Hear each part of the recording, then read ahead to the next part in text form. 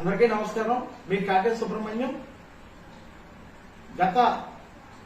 గతంలో మన ఆంధ్రప్రదేశ్ రాష్ట్రాన్ని పాలించినటువంటి వైఎస్ జగన్మోహన్ రెడ్డి గారు ఈ ఆంధ్రప్రదేశ్ రాష్ట్రంలో జిల్లాకు ఒక మెడికల్ కాలేజీ చెప్పిన సుమారుగా 17 కాలేజీలను నిర్మాణం చేపట్టారని, అవి 17 కాలేజీల్లో సుమారుగా 5 కాలేజీలు మాత్రమే పూర్తవగా మిగిలిన కాలేజీలన్నీ అసంపూర్తిగా మిగిలిపోవడం జరిగింది.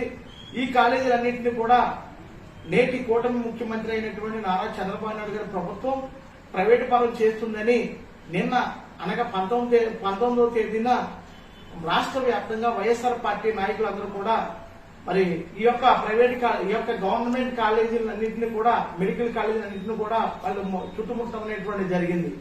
ముఖ్యంగా అసలు ఈ 17 కాలేజీల్లో ఎన్ని కాలేజీలు కంప్లీట్ అయ్యాయనేటువంటిది మనం చూద్దాం. ఫస్ట్ ఒకటి విశాఖపట్నం, రాజమండ్రి, మచిలీపట్నం, నంద్యాలలో ఉండేటువంటి కొన్ని 5 మెడికల్ కాలేజీలు కంప్లీట్ అవ్వడం జరిగింది.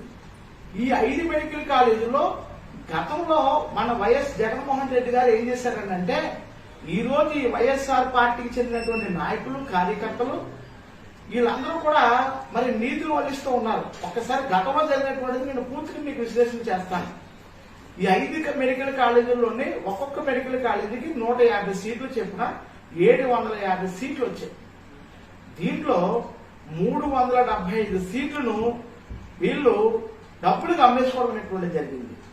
ఇంకా మిగిలిన 375 సీట్లు మెరిట్ ప్రాతిపదికన, అలాగే మరి ఎవరైతే రిజర్వేషన్ కోటకి కేటగిరీ ఉంటారో వారందరూ కూడా ఇవ్వడం అనేటువంటిది జరుగుతూ ఉంది.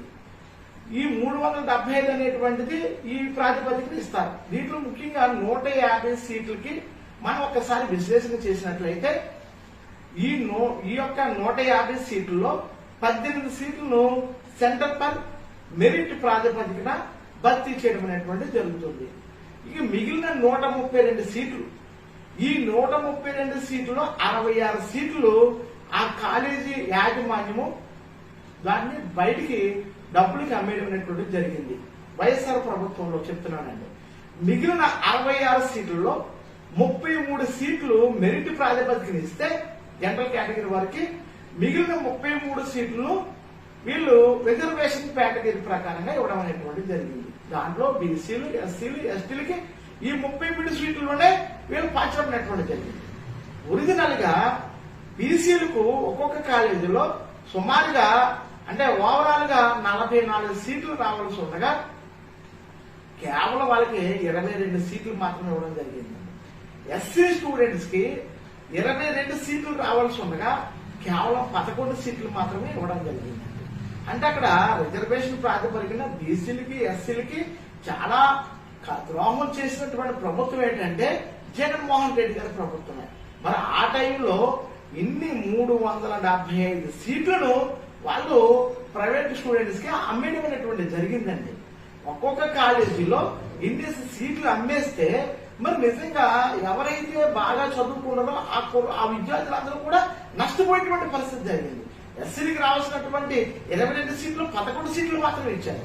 బీసీలకు రావాల్సినటువంటి 44 సీట్లు 22 సీట్లు మాత్రమే ఇచ్చారు. అంటే 22 సీట్లు వాళ్ళు అమ్మేసుకోవడం అనేటువంటి జరిగిందండి.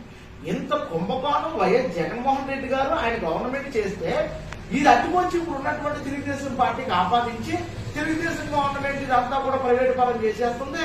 మొత్తం ఎవరు కూడా మేము గతంలో అన్ని కూడా చాలా న్యాయం చేసేసాము, ఇప్పుడు చంద్రబాబు నాయుడు గారు, పవన్ కళ్యాణ్ గారు మొత్తం అన్యాయం చేసేస్తున్నారని గొప్పలు ఎట్టేసి ఈ మెడికల్ కాలేజీలన్నింటినీ కూడా వీళ్ళు ముట్టడించడం జరిగిందండి. మరి ఇది ఎంతవరకు వాస్తవమైనటువంటిది మనం ఖచ్చితంగా గమనించాలి. ఈ ఆంధ్రప్రదేశ్ రాష్ట్రంలో ప్రతి పౌరుడు ఖచ్చితంగా ఈ యొక్క సబ్జెక్ట్ ని వినాలి. అంటే గతంలో ఈ ప్రైవేటు పరానికి ముందు ఆజ్యం పోసినటువంటిది వైఎస్ జగన్మోహన్ రెడ్డి గారి ప్రభుత్వం. మరి నేడు మరి చంద్రబాబు నాయుడు గారికి ఇది పీపీ అంటే పబ్లిక్ ప్రైవేటు ప్రాజెక్ట్ కింద ఈ మెడికల్ కాలేజీని డెవలప్ చేయాలనేటువంటిది చంద్రబాబు నాయుడు గారు దీన్ని మరింత అధునాతనమైనటువంటి విధానంలో ఈ మెడికల్ కాలేజీ కట్టి ఇక్కడ ఉన్నటువంటి విద్యార్థులందరూ కూడా దీన్ని అందించాలనేటువంటి ఆయన పాటుపడుతుంటే దీన్ని 100 రూపాయల లీజుకి వీళ్ళు అంటే సెంటర్ వచ్చి 100 రూపాయల లీజుకి ప్రైవేట్ వాళ్ళకి ఇచ్చేస్తున్నారు. ఏదో అన్యాయం జరిగిపోతుంది, చంద్రబాబు నాయుడు అన్యాయం చేసేస్తున్నారు, కూటమి ప్రభుత్వం అన్యాయం చేస్తున్నారు. వీళ్ళందరూ కూడా లేనిపోయిన ఆరోపణలు చేసి ప్రజలందరూ అయోమయానికి మరి గురి చేసేటువంటి పరిస్థితి. వాస్తవానికి ఈ మెడికల్ కాలేజీలో ఉన్నటువంటి సీట్లను అమ్ముకునేటువంటి విధానం మొట్టమొదటిసారి గవర్నమెంట్ జగన్మోహన్ రెడ్డి గారి గవర్నమెంటే ఇది ఏర్పాటు చేసింది. కావున కూటమి నాయకులే కాదు, ఆంధ్రప్రదేశ్ రాష్ట్రంలో ప్రతి ప్రజలు కూడా దీన్ని గుర్తించి మరి ఇటువంటి వాటిని అవాస్తవాలను నమ్మకూడదు. ఇటువంటి అవాస్తవాలు పలికినటువంటి నాయకులకు తగిన బుద్ధి చెప్పమని కోరుకుంటూ మీ కాటి సుబ్రహ్మణ్యం.